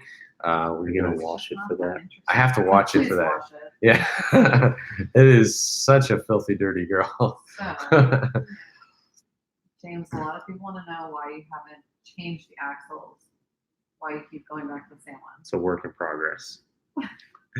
I'm cheap with that car. That car was never built with the intentions to go as fast as it is or do what I'm doing with it. It was always a street car, drive around, have fun in. I never really thought it would escalate to the level it was, but now it's at the point where I need to do something, but I don't want to spend the money on an IRS axle. I'd rather go to like a straight axle, do like an 8/8 swap or something like that. So that's what I'm going to be working on next with the car. Just trying to figure out how to do it cheaply. Okay. How many axles are left from how many you brought? Didn't you bring like a bunch somewhere recently? FL2K I broke 4, but those got warrantied out the next day and advanced. And then I broke 1 yesterday. So tomorrow morning we'll get swap that one out. There's always 2 in the car, and I always have 6 with me in the toolbox. So dang, 6 axles, and just in case you want to make 6 passes that day, huh? Well, the thing is like the way I look at it, when I go to a race like FL2K where there's 4 rounds of qualifying. Oh boy. I start with a soft tune-up to see what the car is going to run and where it's going to put me in the field, and then I try to turn it up from that point. So I need to be able to have enough axles with me to get through qualifying, and then hopefully end up with a tune-up that keeps the axles in the back of the car to where I can be competitive the next day during eliminations. So usually come elimination day at a big event, I'm on my last set of axles. Okay, let's get back to some of these other ones here. All right, so it said when explaining superchargers or turbochargers, often explain it as superchargers make the engine less efficient, but more power. Parasitic loss turbo makes it more efficient and power. Am I accurate? Go ahead a little bit. We kind of mentioned this a little bit, but let's just try and clarify one more time here. I mean, really, it's kind of like a broad thing. You said that often explains superchargers make the engine less efficient. Well, you need with they both make the engine more efficient. It's just one's a little bit more favorable than the other. Yeah, with the turbo, you're taking a wasted gas and making you're taking exhaust, which is wasted out of the motor already to create more power. Where with a blower, you're having the motor work to make the power. So they both have their ups and downs, but they're both an efficient deal. That doesn't make not one's less efficient than the other when it comes to that. Bosnium, I have a Duramax, so I think that answers that question there. And I don't know. A lot of diesel guys are kind of, so his question was Cummins, Power Stroke, or Duramax. And I'll tell you what, my longtime good friend Keith from Keith's Pit Stop, he went from a Power Stroke to, and he's a dyed-in-the-wool Ford guy. dyed-in-the-wool Ford guy. And I know I've made a major impact on his life because he even bought a Corvette. And he loves the Corvette. He still has a crazy fast He Mustang, also but has a smart car. he does have a smart car. But that's like more of like it's like a pit It's mobile. perfect- You know? It's really fun. yeah. But no. In fact, I'd love to have a smart car instead of a golf cart. You know, so. Calm down. I love my golf cart. Take it to the store. I am drunk. But a lot of guys swear up and down that Duramax is, you know, I wouldn't know. I mean, Garrett personally loves his, you know, his Cummins. He just says it's a different experience. I don't know, you know, it's like Transmissions. yeah. I had obviously had a scare with my Duramax, and I had to change the Transfer transfer case. Gosh, yeah, Which is a common weak point. Of yeah, this. and But also you got an Allison transmission. if you guys have a Duramax and you're in a hurry and you're in Ford, don't slam it in reverse. Or if you're in reverse, don't slam it in Ford, you know, without completely Stop stopping. all the way. Yes, it's not worth it. Okay, don't do it. Ask Okay. him how he knows. Yeah. James, what's the fastest car you've ever owned? 240? That I've owned, my Nova's faster than a 240. I used to drive a couple cars though for some people, you know, like a hired driver. I've You have a driven Nova? How did I not know that? 64. How did I not know that? I didn't know that. Oh, okay. So somebody asked, how fast do I expect Uncle Sam to be when it's all said and done? Honestly, 8s would be awesome. I don't think that's going to do that with the stock engine. 999. Yeah. 10-1. No, guys, we do probably want to add another power adder on there at some point. There's going to be some other things that we have to try out, but I got so many things up my sleeve of what I want to do with it, be able to bring you guys some crazy content, show you the differences between different power adders and what their limitations are. Still gonna switch to LS9. In the short future, okay, so look, we got to be able to run our 9 first. Then we might be able to go to the LS9, and then we'll really be able to turn things up a little bit more. I have, I believe Brian Tooley's going to work with me pretty good with some pistons, which I'm excited about. So that is something that they are also excited about to get rolling too. That's going to be fun. Get some good pistons in that. We're going to send it. You know, I have, you know, good rods and pistons, dude. Let's just do whatever we want. Let's do it all. Somebody's getting it out there, huh? Probably a Stanger. Sounded like a Always Mustang. a thing. Yeah. Yeah, I think it's a mistake. Yeah. Wow. With a logo immediately. How do James and I know each other? I met James as he was hired by Garrett. So, and honestly, I think he's a fantastic guy for the job. I couldn't think of anybody better. Again, young gun, very, very impressive. How much knowledge? 26. 26 years old. Yeah. And he freaking talks like he's like a 46-year-old guy. Like, I'm doing it like, Is that offensive? no, I don't think so. I mean, as the knowledge is like, it's I know, very I'm impressive. kidding. I'm like, dang, yeah, you worked where? You know this many people? It's like, it's crazy. I don't know. So yeah, he says get an 8.8. You know, got an 8.8 in It's in Miata, which I thought I smoked last night. You know, rob, Well, you're still rob, rob. IRS 88 though. Yeah. James, are you married? Like, there's a lot of those. Wow, Are you married? I think they might be proposing, I'm Proposing? getting married in March. getting married in There's March. another one. Is James married? There's a lot of those. Wow. Oh, man. Let's see here. What do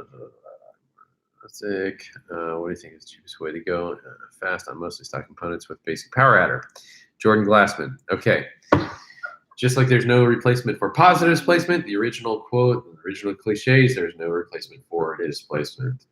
And, you know, getting a larger engine domestic is usually going to yield a little bit better as long as it's not a freaking pork chop like our Porcopotamus. Yes, it has a big motor, very, very heavy. However, if you start with a car that's like a new Camaro is awesome. New Mustangs, they're freaking amazing. All these companies are putting out some of the best products that they've ever produced in the history of them making stuff. You better stop that Ford boy. All right. So the new Mustang is amazing. They're making great power. They're really, really supporting aftermarket really well. Yeah, Now, it's you're going to impressive spend more what on they that make. than you're going to spend on probably like a 2002 EG hatch or something like that, you know. And You know, Honda Civic. the Boosted Boys might have a different opinion on that. I mean, they've done some exceptional things. That car is turned out, you know, you're going to put rods and pistons in something in order to make that kind of power. And it is exceptional results, certainly. I So. got my mindset signed by Kyle from Boosted Boys. Yeah, they did. On the boy over there. Little boy. Yep. So Jeremy has one child for sale. He likes Hondas and Fords. So,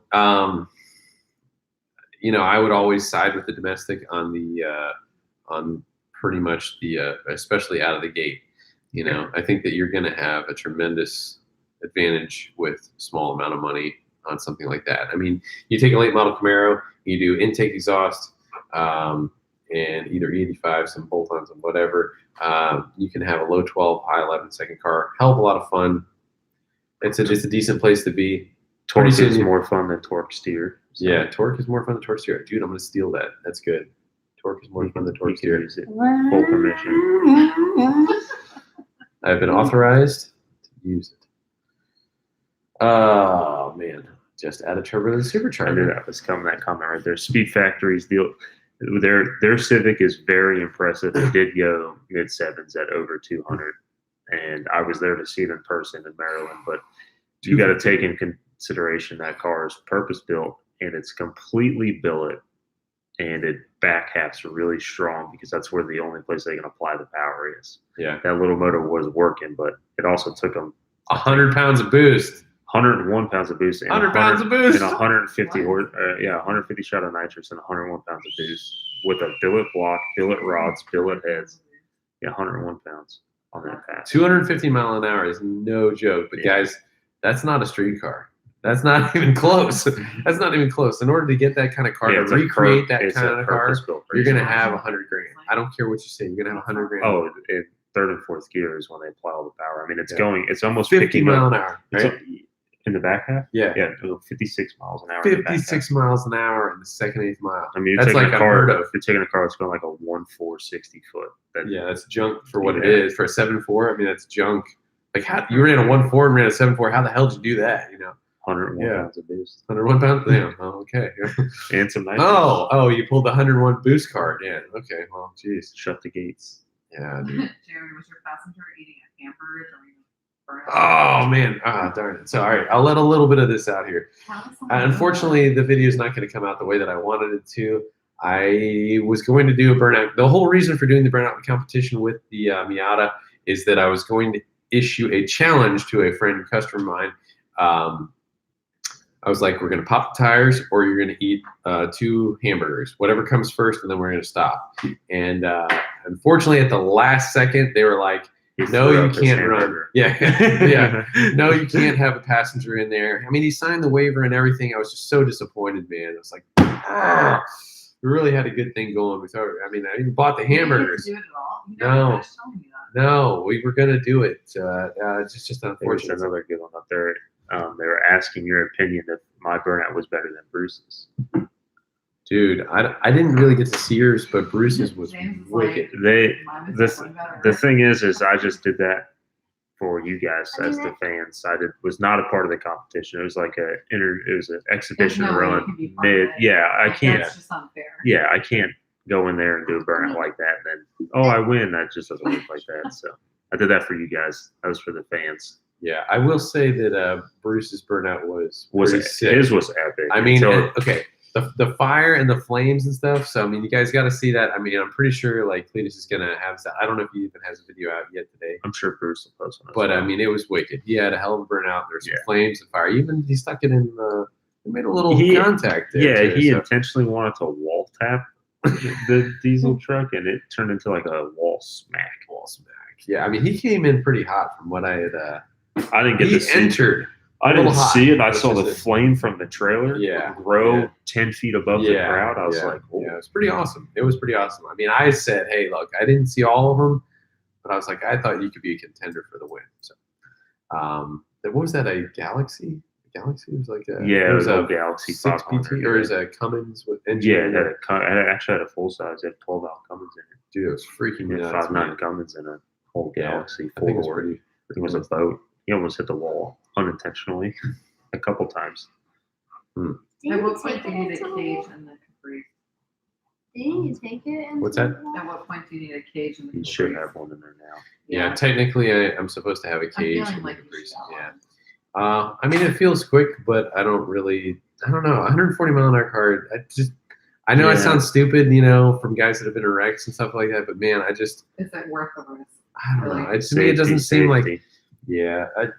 The car is going to be driven less and less on the street, so we do need to have the padding on it. So, guys, do bear in mind with this, though. A cage is a double-edged sword, and this is a really, it's a touchy subject, and it's got. I just actually put a cage in my car a month ago. Yeah, and I mean, definitely, you're not really driving that without a helmet on it anyway, right?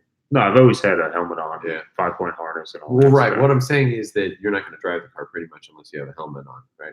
Yeah. Well, I Okay. don't. Yeah, I don't. Well, it's only an 8-point, so there's no forward bars by my head or anything. But Okay, so there's no time that I'm going to be in that car without a Okay. Well, that totally matches my Yeah. point. So what I was getting at is that, guys, when you're putting cages in a car, and it can And be you street deadly. drive it. Yeah, it can be deadly if you street drive it and you get into a very minor accident. Yeah, even I mean, a non-racing this- related accident. Yeah, it's very soft compared to a steel, Yeah. pole. And I've Miles heard still of guys. only 135 wall thick tubing is not soft. Yeah, I mean, I've heard of guys going into 25, 30-mile-an-hour accidents that have killed them, on basically little itty-bitty fender benders. So if, in fact, you do that, there's some roll bar padding that you can buy that I would really suggest. It would have been from St. Barsabbas is the mother company, I believe, or I think it's like Orangeade is the company. A friend of mine started up the company, and he was kind of inspired in the fact that Eric Medlin, which was a famous drag racer and friend of his, died in part because of tire shake and getting his brain rattled on the existing padding. So he went and designed a padding that should have been more superior and, in essence, prevented said prevent injury. that from happening. But that's my big reservation of putting a cage in anything, is that if I'm going to do it, I'm going to have the orangeade, and it has to be in there so that if, in fact, you do hit it, you're not killing yourself on a small little fender bender, which you're, I mean, it's a sad, crazy thing that, people put something in to design to save them, and it, in effect, kills them. It's crazy. But, so, I don't know. If you can just take that cage out. Well, it's not that No, easy. sorry, Not that you can't easy. take 'em out. Yeah. Dang, we've been going for a while. Dude, it's almost 11 o'clock. Holy crap. You gotta stop. We'll run it right to 11 for you guys. Yeah. Well, we'll start to tie this up here, but So if there's anything that we've missed that you guys want us to talk about or questions you want to ask us, power blast them through, and we'll try to get through them in the next 10 minutes or so. Power Blast. Power blast. James, what did you think of the demo drag? I love the demo drags. I always followed Garrett and the whole Cletus and Cars thing because anytime I can get to the track for $20 to test my car, I take advantage of. So his first event he had, I went there to run my car, and I was like, the second I heard about the demo drags, I'm like, this is going to be awesome. It's going to be one of those things that's just going to blow up. And a lot of old time racers were very against it and actually try to get the track not to do it, but it had such a good turnout that they just said, we're going to continue to do this. And if you haven't seen a demo race at all, I would recommend coming to the next event to watch the demo tracks because it is just insane. Yeah, it is No definitely holds top barred. You just get entertainment. it's great in every aspect. Yeah. Carburetor for life. Oh. There's been a lot of If I. about fast proms things. Okay, so Faster Proms was it's an old archaic name that we came up with a long time ago. Prom is programmable read-only memory, hence EFI. So EEPROM and chip, that is the one and the same. So back in the day, it used to be called a chip. So hey, did you have a chip in your car or a prom? Hence programmable read-only memory. And at the time when my mother and I, after my father had died, who started the company, went to start a name, Fast Chips was already taken, Faster Proms was born. That's the story. Someone said take the Nova. The Nova will be coming soon. Yeah, I'd like to see this Soon. Nova. I think it would be pretty We'll have it sick. apart You right bring now. your dad's car to the shop too. Yeah. I did James and Cletus meet. we were kind of mutual, like acquaintances, seeing each other at the track and whatnot. And then he actually made a post on Facebook looking for someone to work, and through a mutual friend, we got connected, met up, and he liked me, liked my work I did, and he became my boss. He became his employee. Yeah, pretty awesome, man. I'm glad it worked out the way it did. Sovereign Speed, thank you so much, man, and definitely God bless all these veterans. Thank you guys for what you do, so that we can do the stupid stuff that we do. Because if we were being ruled by or speaking German or Japanese, this wouldn't be as fun, I'm sure, and we wouldn't have the lives that we have. And for everybody else out there, if things didn't go the way that they did in past wars, from veterans doing what they did, everything would be very, very different. So thank you guys for what you do. Just cut the wedding cake with a toolbox in hand. Yeah, that'd be epic. I try to have the whole shop rags for napkins and all that. My opinions are irrelevant when it comes to the wedding. That's going to be her deal. I try to have dicky pants and work shirts and stuff like that. Gosh. And it was just shot down. Okay, somebody asked, why didn't I tune the Vic? Honestly, we just ran out of time on that deal. Man. Yeah, I mean, it's not like, look, It's like a color.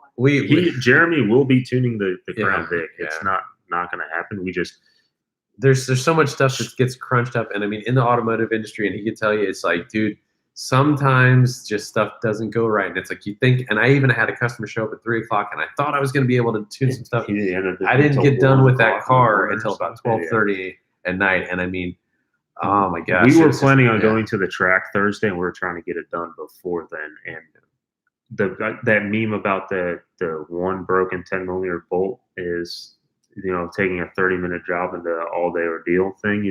That's how things go sometimes in the automotive field. We just ran out of time to get it on the dyno, and so we just took it to the track and put the smaller throttle body back on it that we already had a tune for, and just ran it like that for the weekend. Yep. All right, I have an LSA. All right, I have an NA LS3 with a long-term build plan, getting 1,000 horsepower boost. So I want to strike it slightly. What should I use for a bullet bottom end? More inches will yield more torque, but do bear in mind that if you're after power, you want to be able to rev it. Okay, if you're after torque, you just can throw more boost at it. You don't necessarily have to have as big of, the bigger engine is going to make power. So say, for example, if you make a 418 and you boost it, yes, it's going to be easier to get to 1,000 horsepower, blah, blah, blah. But one of my common sentiments is the fact that, hey, you can have a small motor, just rev it and let the power adder do what the power adder does. Okay, you see a 4-cylinder car with 2 liters making 1,000 horsepower. It doesn't make all the torque that the bigger engine is making. So, a moderate-sized engine with a very moderate amount of torque, don't get caught up in the power figure. That's one thing I want to try and say to people time and time again. I had a potential customer at Cletus Cars yesterday. He was like, hey, I want to make 1,200 horsepower with my CTSV. I'm like, do you really want to make 1,200 horsepower and you still want to put 6,000 miles on this a year and whatever? I'm like, look, man, we can build you an 800 wheel combination and it will rock. Just as much fun. And it'll be so much fun. Yeah. And it'll last. With horsepower comes maintenance. Yeah, man. Well said. Dude, you're good. You're good at this. Let's see here. Let's get a couple more and we are just about running out of time.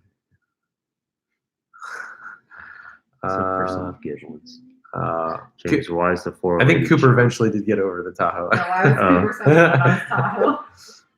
I think he was just upset that I molested something that was unmolested, But we're good. We're buddies. Cooper's awesome, and he really helps us out a lot.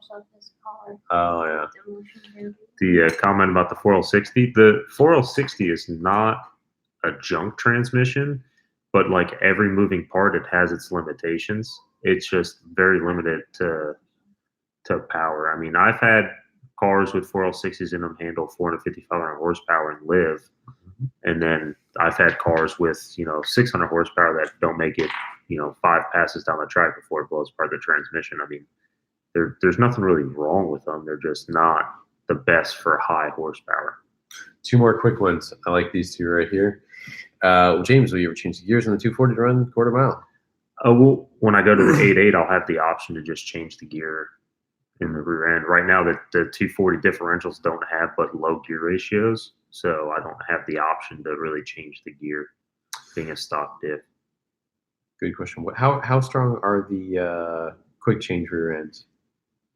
They're not really intended for. They're like more like roundy round, right? Yeah, they take horsepower, but they don't take like that initial hit at the racetrack, like the winner's quick changes and stuff like that. They're intended to go like side load stuff and stuff like for Okay. racing and everything. Chris Nelson, great question. Uncle Sam on Drag Week.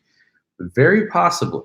I would love to do that. Dude, I have to how get a crazy would that tremendous be? amounts of support from you guys in order to make this happen. We drag week it one of our cars. Dude, that would be the most fun you could have. Oh my gosh, dude. That sounds insane. But they're going to change it. I wish I could have done this course this year because it would have been near where Oh, we yeah, all now were. they're going Next year's north. gonna be Oh, Yeah, no, they're man. going I was like, north. it was more south. Yeah, it was more south this year. Yeah. Great question. Love to do it. It's going to take a major change in my business and YouTube career. So it could happen. I would love to do it. Okay. James, Let's do you need to grow out a dad beard? I don't my beard's. I mean, I grow facial hair. It's just not like full like to be a bushy? beard. You Yeah. just have to commit. I went last year. I did no shave November, and it was the longest I ever had facial hair, and I couldn't stand the itch. It was like at the itch phase. It really took Jeremy a long time to use that. I could not deal with it. Okay. A number of people asked, do I do remote tuning? Yes, I do. But guys, it with is. GMs. I do just for GM stuff, and it's like honestly, it's become harder and harder. I have less and less time. I'm trying to do more of the YouTube stuff. It is very, very demanding. I have a family. I barely can spend as much time as it's barely all stitched together. So guys, it is very tough in order to make this all work. I do have mail orders waiting, stuff that I was supposed to get done last week that I didn't get done, of loyal customers that I've had for a long time. So I mean, it's and even before that. So guys, I appreciate you being patient with me. It's hard to get more and more stuff done. Our shop is overloaded with cars, and it is. Are always busy. Yeah, I mean we're slammed. So I mean it's hard to get done. Sam Philbon, one of my favorite sports teams. Man, the Bucks suck this year. The Bucks have sucked forever, but that's like Anything Yeah. with a motor. yeah. Someone with What is sports? Yeah. Something else. Yeah, I haven't been able to follow much sports in freaking forever, man. But you did play football. yeah, I did play football, but Football star Jeremy. yeah, Fernando. no, not really. We'll talk about a little story. I when I was younger, I had the name Jeremy 911 Formato. Oh, God, Long. don't do that tonight. Yeah, we're not going to Don't do do that that tonight. It's a funny story. Yeah. It's a funny story. You just told I me. just told the story. I just found. I mean, I hadn't thought about it in You freaking found your- 15 years or Found something your like note that. card you made. No. Oh man, guys, I used to come to SoCal. Actually, no, that was NorCal. Sorry. I did some stuff in SoCal. No. Sorry. It Then was always NorCal. yeah, it was always NorCal. Somebody wants you to clone me so you have more help. What's that? Clone James. Clone James. Yeah, dude. I wish I could clone myself. If I had like 5 of these, boy, we could get some stuff done. Let me Five tell you. views and 5 James. That's 5 of these. Hell yeah, that'd be awesome. Yes. Do you have Yeah. any YouTube lives you could do? For power more maintenance. Great, Let's see got here. it. You got All it. right, guys, we gotta wrap this up here. We're all right. Let's see It here. says I need a big turbo on the 240. I cannot have a turbo because I will not have a wastegate and I just break more parts than I do with a nitrous application. Stick it right here. Too much is just right for James. Yeah, 450 shot. Why? You know, Well, I'm just just too getting- much is just right. Just getting started. Just getting started. There's 400 more horsepower of nitrous I have to unleash still. You got to have double the nitrous shot of what your engine makes. Yeah, that's how you make real power. That is how you make real power. That's terrible. I'm not. No, Jerry should Steve. have changed No, the no, program. no.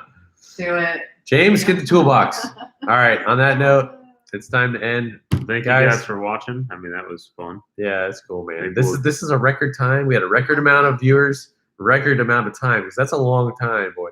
But look, hey, we tried to get on here 5. This is the 5th time, and we were really about to give up. So I'm so glad that we went through. Yeah. Thank you guys for watching. This has been awesome. If you guys haven't seen the veterans video that we just did, please check it out.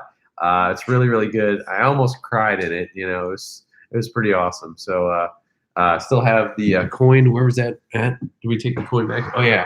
So Ken Hopkins gave me this coin. Freaking awesome. This is a big deal for an officer to give us away, and I am greatly humbled to have gotten this. And eventually, I will give this to somebody that makes a major impact in my life. So, thank you guys. God bless you. Make America great again. Here, we're doing it. Thank you guys. See ya. Yeah, I wanted to show you.